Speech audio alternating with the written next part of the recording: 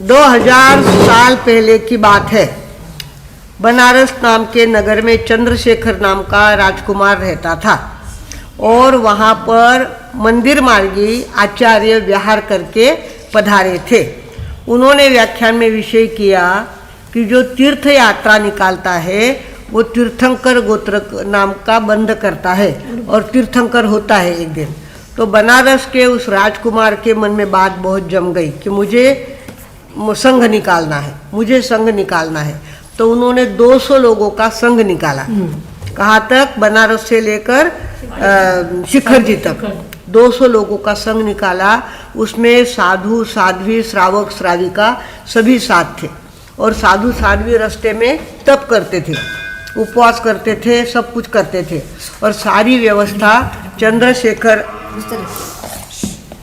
चंद्रशेखर राजकुमार सारी व्यवस्था करता था। ऐसे करते करते वो शिखर जी पहुँचे। शिखर जी पहुँचने के बाद साधु साध्वियों ने क्या किया कि हम तो तेला तप करके ऊपर चढ़ेंगे। शिखर जी में जाना यानी 9 किलोमीटर चढ़ना, 9 किलोमीटर घूमना और 9 किलोमीटर नीचे उतरना, ऐसे 27 किलोमीटर का विहार वहाँ होता है। वहाँ के साधु साध्वियों ने, उनके साथ जो साधु साध्वी थे, उन्होंने तेले तेले किए और पूरी यात्रा पैदल की थी। तो चंद्रशेखर जी के भाव बहुत ऊंचे ऊंचे ऊंचे चढ़ने लग गए। उनको लगा कि मुझे भी तपश्चर्या करनी चाहिए, ऐसे खाली उनके भाव थे। तो वहाँ पर एक छोटा सा तालाब है, कहाँ? रास्ते में आता है। शिखर जी ऊपर चढ़ते हैं ना तो बीच में पानी का तालाब आता है और वहाँ काला बुखार बहुत ज़्यादा जल्दी आता है, ब्लैक मलेरिया बोलते हैं उसको। और वो बुखार 6 डिग्री तक पहुँच जाता है। देखते देखते 6 डिग्री बुखार आदमी को चढ़ जाता है। तो चंद्रशेखर जी ने वहाँ का पानी पी लिया। उनको पता नहीं था ये पानी नहीं पीना, उन्होंने वो पानी पी लिया और वो आए और उनको बुखार चढ़ गया। बुखार चढ़ गया जो उतरने का नाम ही नहीं लेते। कई महाराज साहब ने बेचारे आचार्य थे कि जिसने संघ निकाला, जिसने इतनी बड़ी दलाली करी और वही बुखार में तप रहे हैं, तो उनको बहुत बुरा लग रहा था। बार बार चंद्रशेखर जी को वे देखते थे और उन्होंने ध्यान में देखा कि इनका बुखार तो उतरने वाला नहीं है, बोले ये अच्छे होने ही वाले है नहीं। ऐसा जब उनके ध्यान में आया तो उन्होंने चंद्रशेखर जी को कहा कि देखो तुम्हारी बीमारी आई है और तुम्हें लेने के लिए आई है और तुम्हारी उच्च गति होने वाली है। तुम्हारे भाव बहुत ऊंचे हैं, सारे जिन शासन की सेवा के भाव है, इस कारण से तुम्हारी गति, तुम ऊपर ऊपर जा रहे हो। पर ऊपर जा रहे हो और इतना पुण्य तुम्हारे साथ जा रहा है, उसके साथ हमको तुम्हारे तरफ से एक वचन चाहिए। बोले क्या वचन चाहिए? बोले जिस तीर्थ पर 20-20 तीर्थंकरों ने अपना अंतिम निर्वाण वहाँ से किया है, 20-20 तीर्थंकरों ने वहाँ का निर्वाण किया हुआ है, ऐसे तीर्थ की प्रभावना कौन करेगा?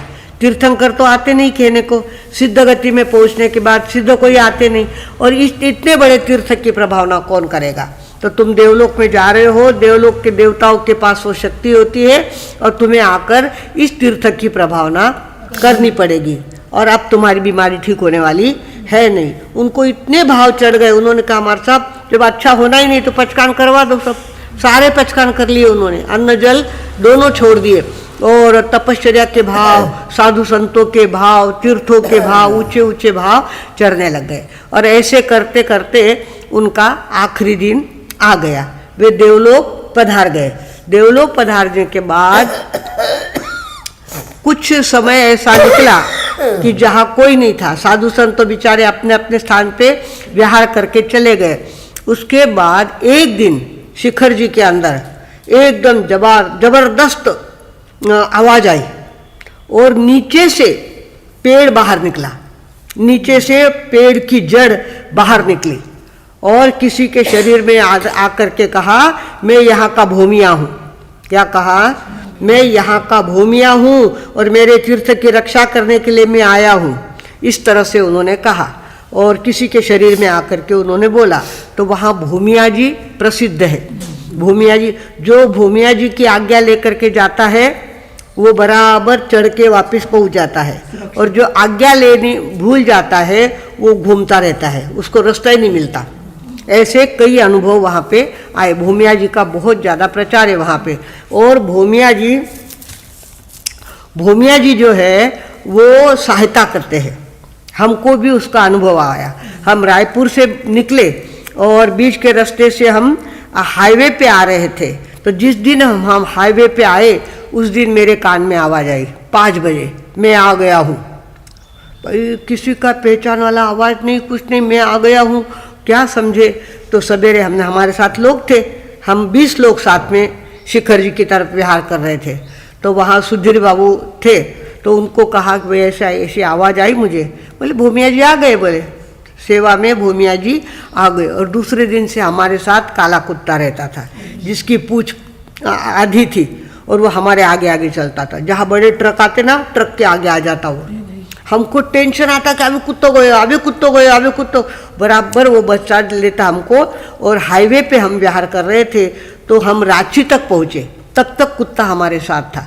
तो कुत्ते की सेवा हमारे साथ, जो रसोइये थे, सारा लवाजम साथ था, तो वो कुत्ते की बहुत सेवा करते थे। उसको साबु लगाना, नहाना, उसको खिलाना पिलाना। तो एक दिन मेरे मन में आपको कुत्ता रोका ही तो करे ये लोग, ऐसे मेरे मन में आया। और दूसरे दिन से कुत्ता गायब।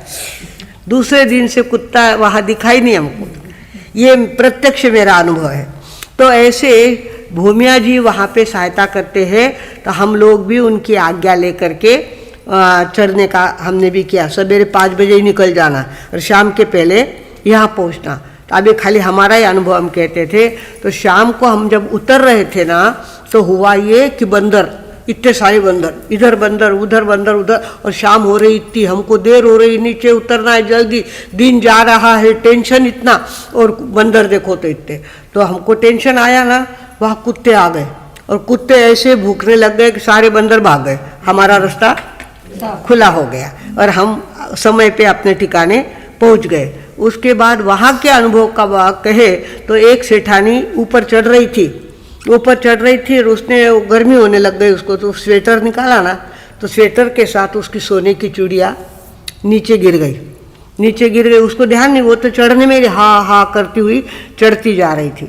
और कुत्ते ने उसका घाघरा पकड़ा सेठानी का और खींच के नीचे लाया। उसको उसकी चूड़ियाँ बताई, वो तो आगे निकल गई थी, सारी चूड़ियाँ नीचे पड़ी थी। कुत्ते ने वो चूड़ियाँ बताई उसकी कि तू तेरी चूड़ियाँ लेके जा यहाँ से। तो ऐसे वहाँ के सैकड़ों अनुभव है, लोगों को कई प्रकार के अनुभव है।